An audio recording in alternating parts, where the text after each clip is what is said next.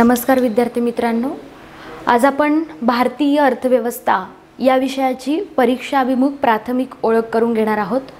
खरं तर इकॉनॉमिक म्हटलं किंवा अर्थव्यवस्था म्हटलं, अर्थशास्त्र म्हटलं तर आपल्याला म्हणजे शालेय जीवनापासून तर तो अवघड विषय वाटतच असतो, परंतु स्पर्धा परीक्षांची तयारी जेव्हा आपण करतो किंवा एखादी परीक्षा आपण देतो तेव्हापासून ते परीक्षा हॉलमध्ये जाईपर्यंत अर्थव्यवस्थेची भयंकर भीती आपल्या मनामध्ये असते। आणि मग अशा विषयाचा अभ्यास नेमका कशा पद्धतीने केला पाहिजे हा एक प्रश्न आपल्यासाठी मुख्य प्रश्न बनत असतो किंवा यक्ष प्रश्न आपण म्हणूयात तो बनतो। मग आता या ठिकाणी कुठलाही विषय जेव्हा आपण स्पर्धा परीक्षार्थी म्हणून अभ्यासतो तेव्हा एक काळजी घ्यायची आहे विद्यार्थी मित्रांनो, ती म्हणजे प्रत्येक विषयाचा अँगल आणि प्रत्येक विषयाची अभ्यास करण्याची पद्धती ही वेगवेगळी असते। जसं की पॉलिटीमध्ये म्हणजे भारताचे संविधान जर आपण बघितलं तर त्यामध्ये कंपॅरेटिव्हली स्टडी करायचं आहे। राष्ट्रपती, राज्यपाल, ठीक आहे, पंतप्रधान, मुख्यमंत्री, असं कुठेतरी पॉलिटीमध्ये काही कलम, काही घटना दुरुस्त्या आणि कुठेतरी तुलनात्मक अभ्यास करायचा असतो। भूगोलामध्ये मागच्या लेक्चरला म्हणजे भूगोलाच्या लेक्चरमध्ये मी सांगितलं की नकाशा वाचन महत्त्वाचं असतं, बरोबर। तसंच अर्थव्यवस्था या विषयाला समजावून घेत असताना किंवा या विषयाचा अभ्यास करत असताना बेसिक संकल्पना समजणं गरजेचं आहे। मग बेसिक संकल्पना म्हणजे काय, तर तुम्हाला किमान हे माहिती पाहिजे की अर्थव्यवस्था कशाला म्हणायचं, ठीक आहे, त्याचे किती प्रकार पडतात, मग कशानुसार किती प्रकार पडतात, अर्थव्यवस्थेची क्षेत्र किती, त्यानंतर खाजगी क्षेत्र काय, सार्वजनिक क्षेत्र काय, सहकार कशाला म्हणायचं, या इतर अनेक बेसिक संकल्पना असतात। आता इतर अनेक बेसिक संकल्पनेमध्ये मग GDP येतो, दरडोई उत्पन्न येतं। अर्थव्यवस्था अभ्यासत असताना बेसिक ज्या संकल्पना आहेत त्या आपल्याला माहिती पाहिजे। आता समजा GNP म्हटलं तर GNP समजण्यासाठी अगोदर GDP समजायला पाहिजे किंवा NDP म्हटलं तर त्यासाठी GDP माहिती पाहिजे। घसारा म्हटलं तर घसारा ही संकल्पना काय, थोडक्यात फॅक्ट्स वेगळ्या आणि कॉन्सेप्ट्स वेगळ्या, म्हणजे फॅक्च्युअल क्वेश्चन्स जे असतात ना पर्सेंटेजवर विचारणे जाणारे। आता इकॉनॉमी म्हटल्यावर पहिल्यांदा तुमच्या डोक्यात येतं नको बाबा फार आकडेवारी आहे। आकडेवारी असणं हा इकॉनॉमिक्सचा ॲक्च्युअल पार्ट येतो, कारण पैशाशी किंवा अर्थव्यवस्था म्हणजे अर्थ याच्याशी रिलेटेड किंवा निगडित ते शास्त्र आहे। अर्थ म्हणजे पैसा, वित्त। आता वित्त ज्या गोष्टी आल्या तर पैसा तुम्ही मोजतातच ना, 5 रुपये, 10 रुपये, 20 रुपये किंवा अगदी 1 लाखापर्यंत जातात, कोटीमध्ये जातात, अब्जमध्ये जातात। मग जिथे जर तुम्ही पैसा मोजताय तर त्या संबंधीचं शास्त्र यामध्ये संख्या असणं स्वाभाविक आणि साहजिक आहे।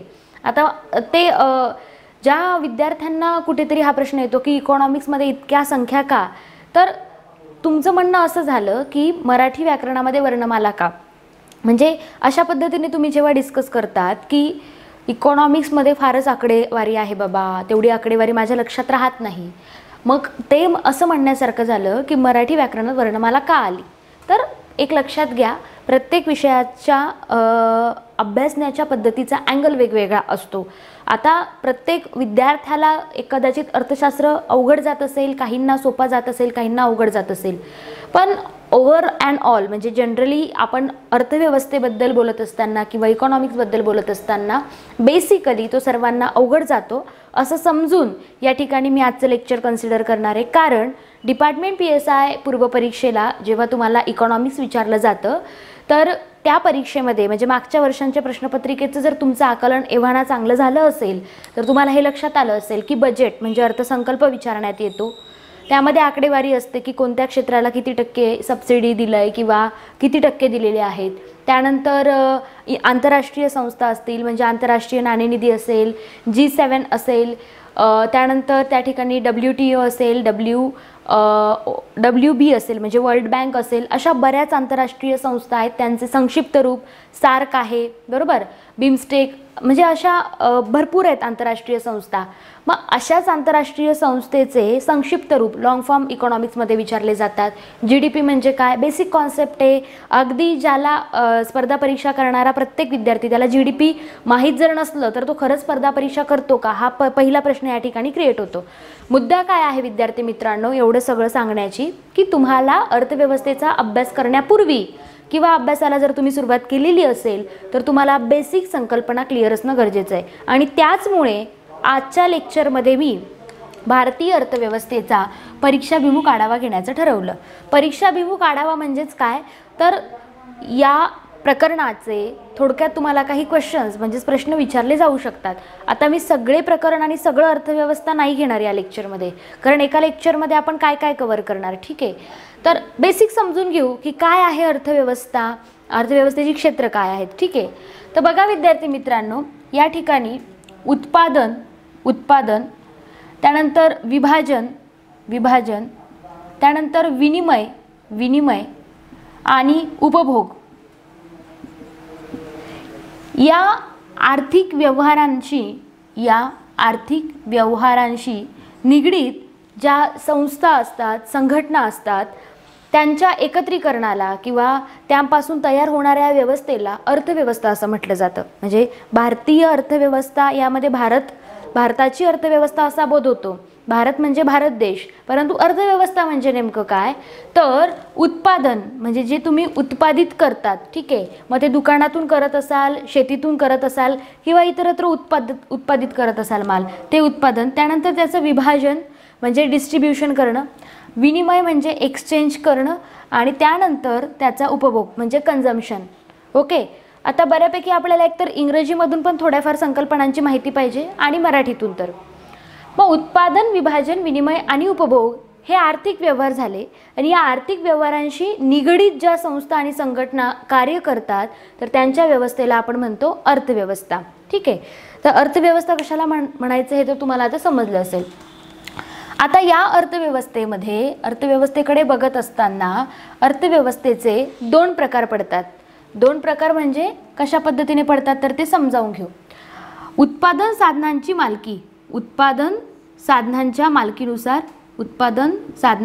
मालकीनुसार, ठीक आहे, आणि दुसरा प्रकार जो पडतो तो विकासानुसार. ओके, विकासाप्रमाणे किंवा विकासानुसार. तर प्रथम आपण उत्पादन साधनांच्या मालकीनुसार अर्थव्यवस्थेचे प्रकार समजावून घेणार आहोत. त्यामध्ये प्रथम प्रकार येतो तो म्हणजे भांडवलशाही अर्थव्यवस्था. दुसरा प्रकार आहे समाजवादी अर्थव्यवस्था,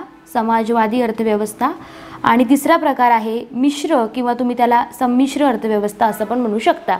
ठीक आहे, तर भांडवलशाही अर्थव्यवस्था, समाजवादी अर्थव्यवस्था आणि मिश्र अर्थव्यवस्था हे उत्पादन साधनांच्या मालकीनुसार पडणारे घटक आहे. मग उत्पादन साधनांची मालकी असणारे घटक कोणते, बरोबर. तर उत्पादन साधन म्हणजे कोणते तर श्रम, त्यानंतर भांडवल, उद्योजकता, श्रम, भांडवल, उद्योजकता हे या ठिकाणी येतात उत्पादक साधने. ठीक आहे, उत्पादक साधने. तर भूमी, श्रम, भांडवल आणि उद्योजकता यांना या ठिकाणी उत्पादक साधने म्हटले जातात. ठीक आहे, आता उत्पादक साधने काय हे कळालं आणि त्याच्या मालकीनुसार आपण हे प्रकार पाहिलेले आहेत. मग आता या ठिकाणी लक्षात घ्या, भूमी, श्रम, भांडवल आणि उद्योजकता यांच्यानुसार म्हणजेच उत्पादन साधनांच्या मालकीनुसार प्रथम प्रकार पडतो भांडवलशाही अर्थव्यवस्था. आता आपल्याला प्रत्येक अर्थव्यवस्थेचा या ठिकाणी दोष बघायचे आहेत आणि फायदे पण. म्हणजे प्रत्येक गोष्टीमध्ये एका नाण्याच्या दोन बाजू असतात, एक चांगली आणि एक वाईट. तसं प्रत्येकाचे आपण या ठिकाणी काय बघणार आहोत, एक पॉझिटिव्ह पॉईंट आणि एक निगेटिव्ह पॉईंट असं डिस्कस करणार आहे. सर्वप्रथम भांडवलशाही अर्थव्यवस्था. भांडवलशाही अर्थव्यवस्थेमध्ये उत्पादनाची साधनं खाजगी मालकीची असतात. कशी असतात, खाजगी मालकीची असतात, बरोबर. आता या भांडवलशाही अर्थव्यवस्थेला आणखी दोन नाव आहेत. कोणती तर बाजार अर्थव्यवस्था पण म्हणतात तिला, मार्केट इकॉनॉमी, आणि दुसरं नाव तिचं आहे ते म्हणजे हस्तक्षेप विरहित अर्थव्यवस्था.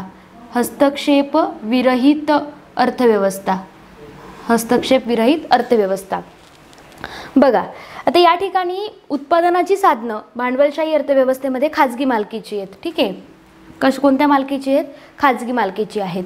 या ठिकाणी ग्राहक हा सार्वभौम असतो.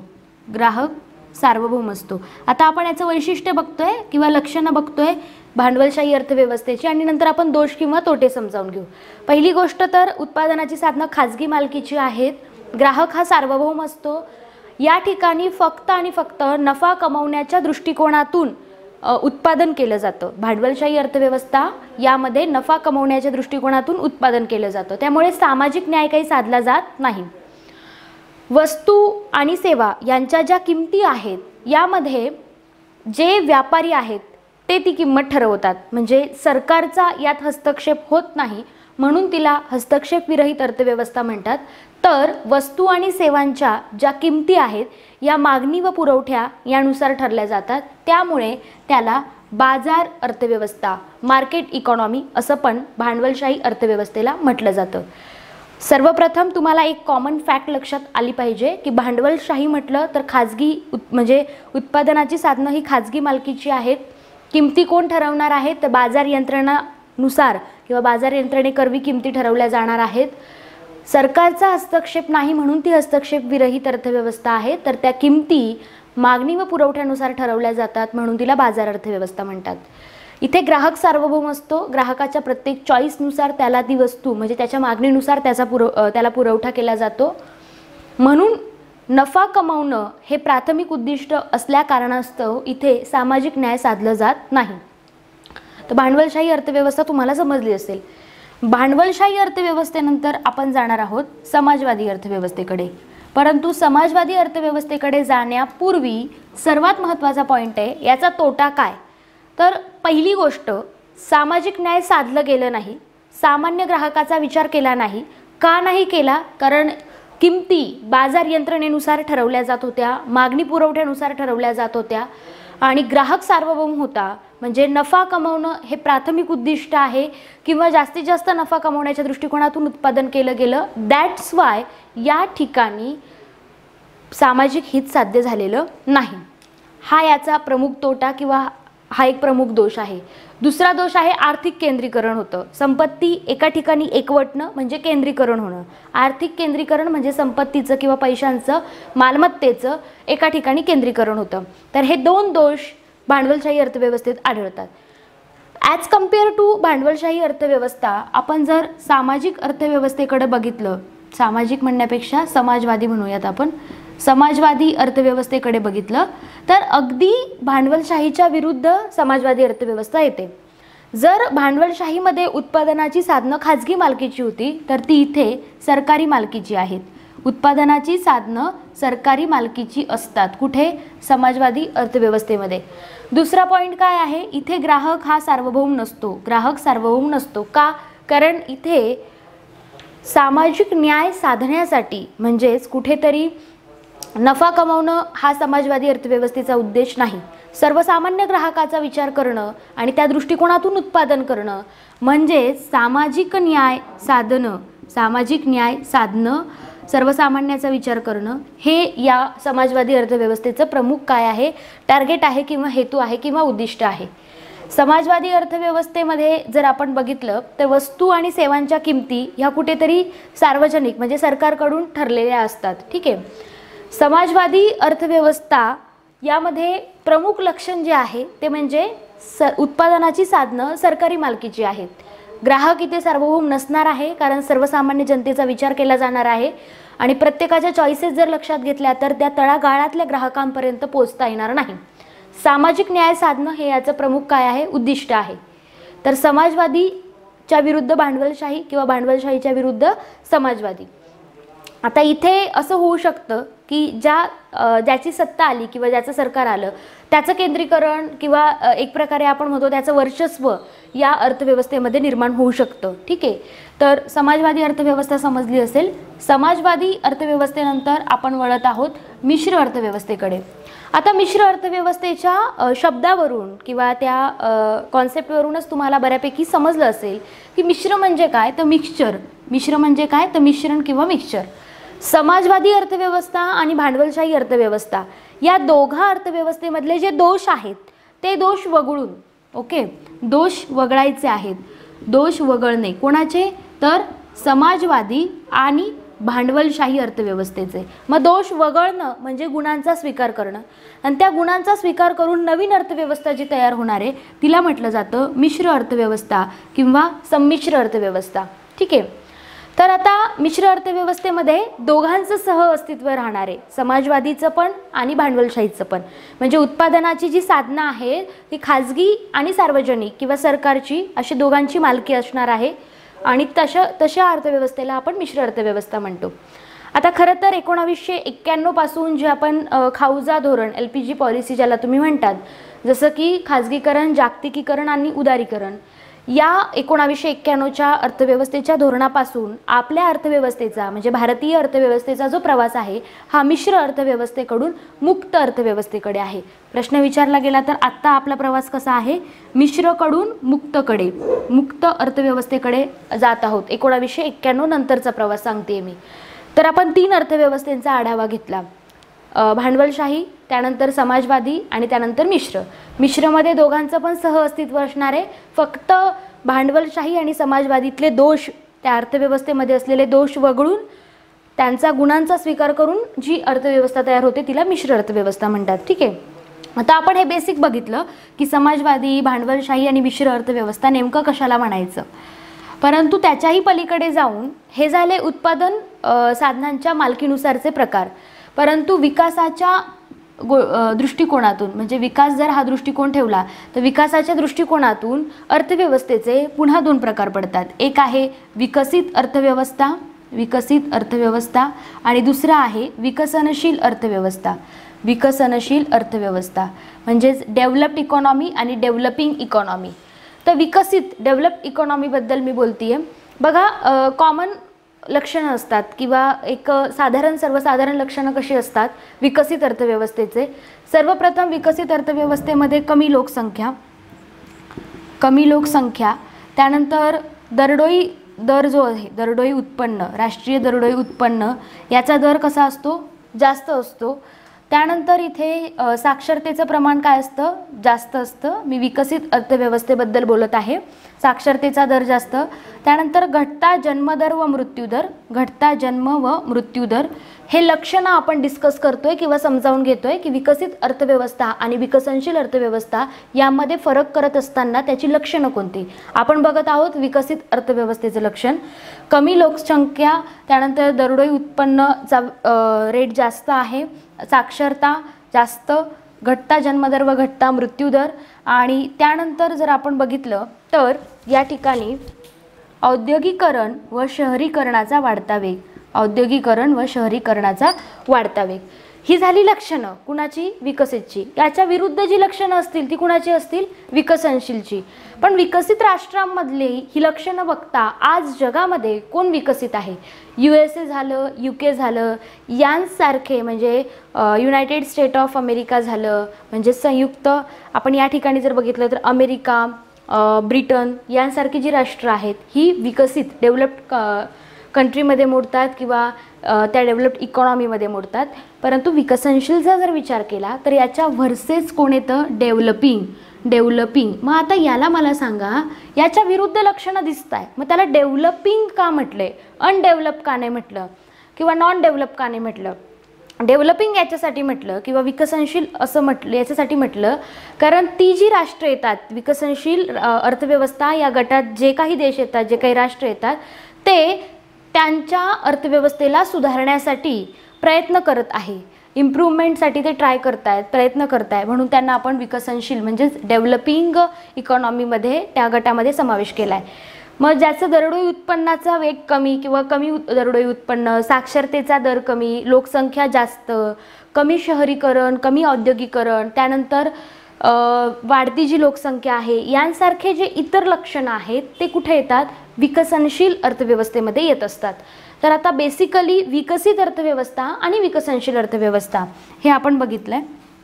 यानंतर या ठिकाणी अर्थव्यवस्था समजून घेत असताना किंवा परीक्षाभिमुख ओळख समजून घेत असताना अर्थव्यवस्थेची जी साधनं आहेत ती आपल्याला माहिती पाहिजेत. म्हणजेच प्राथमिक अर्थव्यवस्था म्हणजे क्षेत्र जी आहेत ती आपण जरा समजून घेऊ.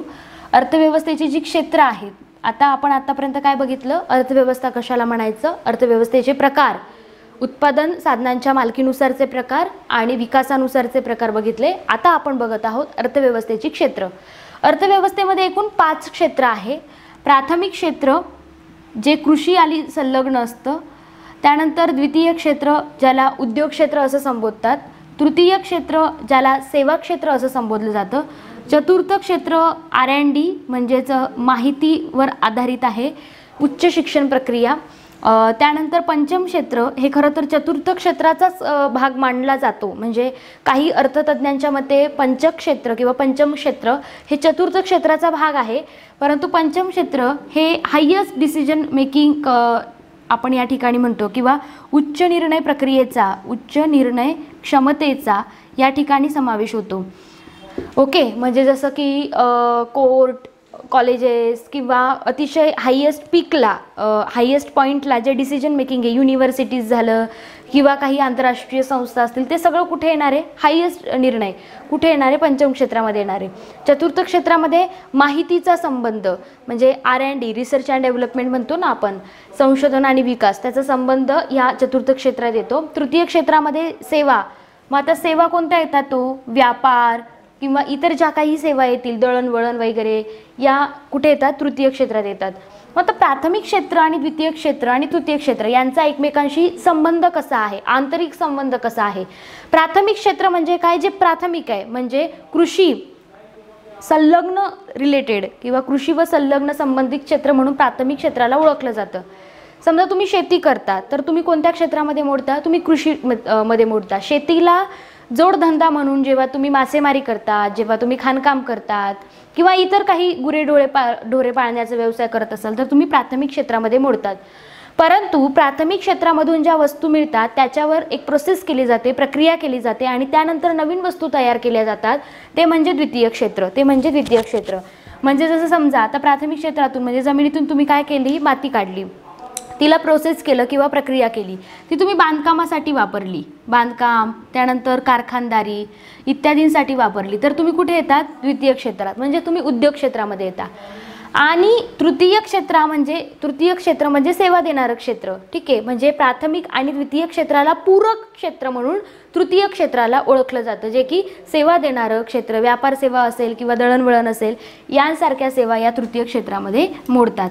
म्हणजे अर्थव्यवस्थेची 5 क्षेत्र आपण क्रमाने या ठिकाणी समजून घेतलेली आहे. आता यानंतर बघा विद्यार्थी मित्रांनो, इतर काही जे प्रकार पडतात त्यामध्ये सार्वजनिक क्षेत्र, खाजगी क्षेत्र आणि सहकार.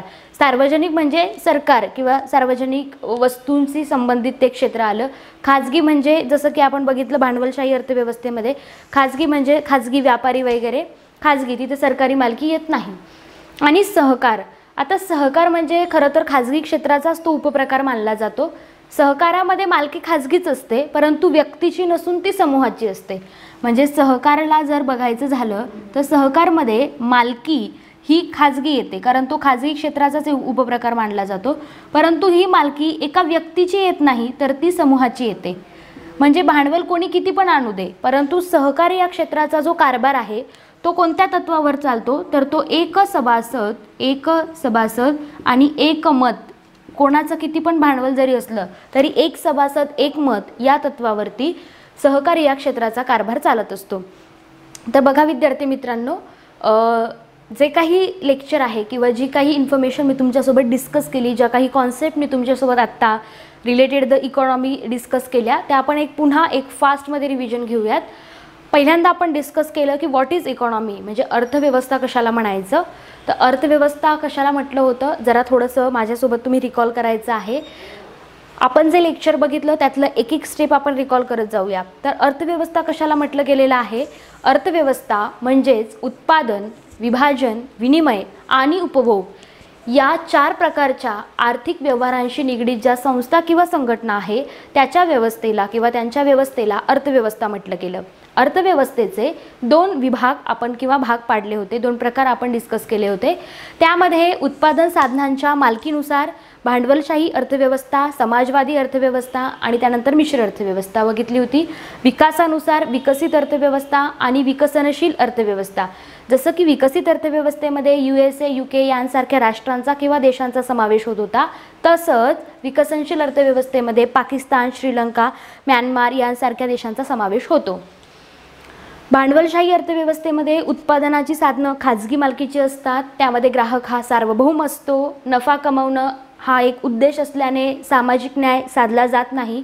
आर्थिक सत्तेचं केंद्रीकरण कुठेतरी तिथे आढळतं. या सगळ्या गोष्टी भांडवलशाही अर्थव्यवस्थेशी निगडीत आहेत किंवा ही लक्षणं भांडवलशाही अर्थव्यवस्थेची आहेत. समाजवादी अर्थव्यवस्था it is completely opposite to the भांडवलशाही अर्थव्यवस्था. इथे ग्राहक सार्वभौम नसणार आहे.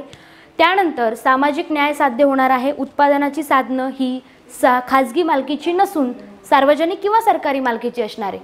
त्यानंतर आपण मिश्र अर्थव्यवस्था बघितली. समाजवादी आणि भांडवलशाही अर्थव्यवस्थेतले दोष वगळून त्यांच्या गुणांचा स्वीकार करून जी नवीन अर्थव्यवस्था तयार होते तिला मिश्र किंवा संमिश्र अर्थव्यवस्था म्हणतात. त्यानंतर आपण बघितलं प्राथमिक, द्वितीयक, तृतीयक, चतुर्थक आणि पंचक क्षेत्र. या 5 क्षेत्रांचा आपण अभ्यास केला. त्यानंतर सार्वजनिक क्षेत्र, खाजगी क्षेत्र आणि सहकार. थोडक्यात काय आहे तर प्राथमिक क्षेत्र हे कृषी म्हणजे जमीन किंवा शेती आणि त्या संलग्न इतर गोष्टींशी निगडीत असणार आहे. प्राथमिक क्षेत्रातून ज्या वस्तू मिळतात त्याच्यावर प्रक्रिया करून नवीन वस्तू निर्माण केल्या जातात, त्या द्वितीय क्षेत्रामध्ये येतात. द्वितीय क्षेत्राला उद्योग क्षेत्र असं संबोधलं जातं. प्राथमिक आणि द्वितीयकला पूरक म्हणून सेवा क्षेत्र म्हणजे तृतीय क्षेत्र ओळखलं जातं. चतुर्थ क्षेत्र R&D रिसर्च अँड डेव्हलपमेंटसाठी कन्सिडर केलं जातं किंवा त्यामध्ये मोडतं. आणि पंचम क्षेत्र म्हणजे उच्च स्तरावरच्या ज्या निर्णय प्रक्रिया आहेत त्यांचा समावेश होतो. तर त्यांची उदाहरणं तुम्हाला जुळवायला विचारण्यात येतात. आता यावरती आयोग तुम्हाला कसा प्रश्न विचारेल म्हणजे जो चॅप्टर बेसिकली मी डिस्कस केला आज तुमच्यासोबत त्यावरती आयोग तुम्हाला काय विचारेल तर प्राथमिक, द्वितीयक, तृतीयक, चतुर्थक आणि पंचम इकडे एका गटात दिलेले असतील आणि ब गटामध्ये तुम्हाला जोड्या जुळवा म्हणून प्रश्न असेल त्याची उदाहरणं तिथे दिलेली असतील. जसं की प्राथमिकमध्ये शेती येतं किंवा प्राथमिकमध्ये मत्स्यपालन येतं म्हणजेच मासेमारी येतं. यासारख्या अनेक जोड्या तुम्हाला तिथे असतील. द्वितीय क्षेत्रामध्ये काय येतं, बांधकाम येतं का, तृतीयकमध्ये वाहतूक दळणवळण येतं का किंवा व्यापार सेवा येतात का, अशा जोड्या जुळवा असतील. किंवा योग्य आणि अयोग्य विधान ओळखा असं पण येतं, चूक अचूक. त्यानंतर आणखी भांडवलशाही अर्थव्यवस्थेची लक्षणं किंवा हस्तक्षेप विरहित अर्थव्यवस्था म्हणून भांडवलशाही अर्थव्यवस्थेला का ओळखलं जातं कारण विचारलं जाईल. त्यानंतर समाजवादी अर्थव्यवस्थेची लक्षणं, मिश्र अर्थव्यवस्थेची लक्षणं किंवा सहकार क्षेत्राचा कारभार खालीलपैकी कोणत्या तत्वावर चालतो. 1 सभासद 1 मत, 2 सभासद 1 मत, 3 सभासद 3 मत, 4 सभासद 4 मत. तर अशा प्रकारे तुम्हाला गोंधळात टाकणारे ऑप्शन्स म्हणजेच पर्याय असतात. त्यातून तुम्हाला एक योग्य पर्याय निवडायचा असतो. थोडक्यात काय आहे आपण फक्त एक धावता आढावा घेतला आहे. इकॉनॉमिक्सचा अभ्यास, अर्थव्यवस्थेचा अभ्यास नेमका कसा कराल याबाबत मी आता ॲक्च्युअलमध्ये बोलते. सर्वात पहिल्यांदा जसं मी लेक्चरच्या सुरुवातीला सांगितलं तुम्हाला बेसिक फंडाज म्हणजे बेसिक कॉन्सेप्ट, मूलभूत संकल्पना समजणं फार आवश्यक आहे. जर तुम्हाला GDP समजत नसेल तर तुम्ही स्पर्धा परीक्षांचे अभ्यास करणारे विद्यार्थी आहात असं मुळीच मानलं जात नाही. कुणाच्या मान्य न मानण्यासाठी आपल्याला अभ्यास मुळीच करायचा नाही आहे. आपल्याला पोस्ट काढायची आहे, आपल्याला PSI व्हायचं आहे आणि त्या दृष्टिकोनातून लागणारे सगळे प्रामाणिक प्रयत्न तुम्हाला या ठिकाणी करायचे आहे. एवढीच माझी कळकळीची तुम्हाला विनंती आहे. तर यासाठी पहिल्यांदा काय करा, संदर्भ पुस्तक कुठलंही घ्या म्हणजे किरण देसले सरांचं आहे किंवा अगदी रंजन कोळंबे सरांचं सुद्धा अतिशय सोप्या भाषेत समजावून सांगितलेलं आहे. आता तुमच्यावरती डिपेंड आहे की तुम्हाला कुठलं बुक घ्यायचं. फक्त जे बेसिक बुक्स आहे त्याची बुक लिस्टमध्ये पण मी ते मेन्शन केले होते. रंजन कोळंबे सरांचं जर तुम्ही पुस्तक घेतलं असेल इकॉनॉमीचं तर त्याच्यात अतिशय सुटसुटीत मांडणी केली आहे. त्यामुळे अर्थव्यवस्थेचा बाहू असा वाटणार नाही ते पुस्तक वाचल्यानंतर. किंवा तुमच्या आवडीचा जो कोणी लेखक असेल त्याचंही तुम्ही पुस्तक घेऊ शकतात, काही प्रॉब्लेम नाही. फक्त बेसिक कॉन्सेप्ट क्लिअर करा.